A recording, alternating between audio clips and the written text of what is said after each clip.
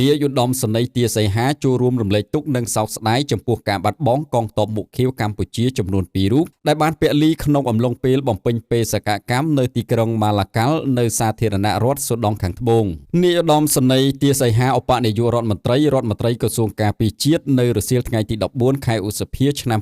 2025នេះបានឲ្យដឹងថាយោធិនកម្ពុជាចំនួន2រូបដែលបានពលីនៅក្នុងអំឡុងពេលបំពេញបេសកកម្មនៅទីក្រុងម៉ាឡាកាល់នៃកងអនុសេនាធំកងរាជអាវុធហត្ថប្រចាំនៅសាធារណរដ្ឋស៊ូដង់ខាងត្បូង